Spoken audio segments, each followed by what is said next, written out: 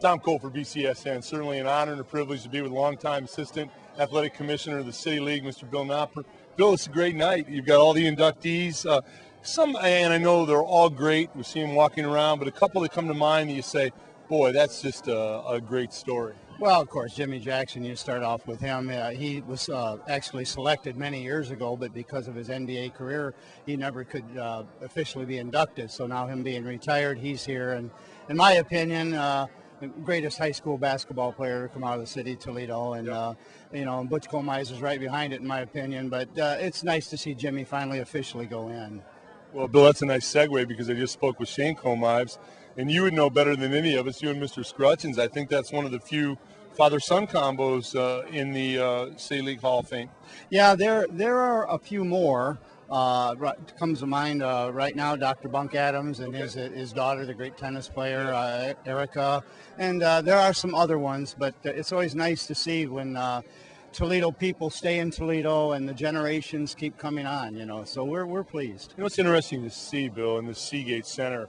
I got to tell you how many times I've been down here for events, and I see large numbers of people that are down here for also other events go through those plaques and look at the names and the people that are in the City League Hall of Fame, and they take their time and they read them and they get a sense of that history. That's pretty cool. Right. I mean, you figure Scott and Waite started it all off in 1914, and it's now 2008, and there's a lot of history there and a lot of sports. And, of course, with the emergence of girls athletics in the early 70s, we're never going to be short of candidates in terms of who. That's probably the one big question I always get asked is, why isn't so-and-so? Sure. It's kind of like, well, there's a committee, there's a selection process, but hang on, we'll get to them sooner or later. Well, I think you guys are doing, and gals are doing a great job.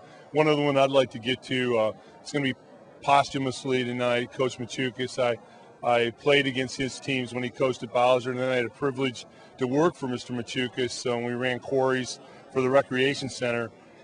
And I'll tell you what, Bill, I don't know. I've known a finer man than Mr. Machukas. Well, I don't know if you know this, but I graduated from college in '66, and George became the head coach that year, and he gave me my first job. Oh, did not. He hired me on his football staff as a junior varsity coach, and there were other candidates at that time, and I always will be grateful to George in terms of opening that door for me and giving me my start in coaching and athletics, and he was just a great man. Yeah, I'm with you on that, Bill. We're grateful you got that opportunity from Mr. Machukas, and thanks for everything you're doing for the young kids and coaches in the City Athletic League, Bill. Thank you so much.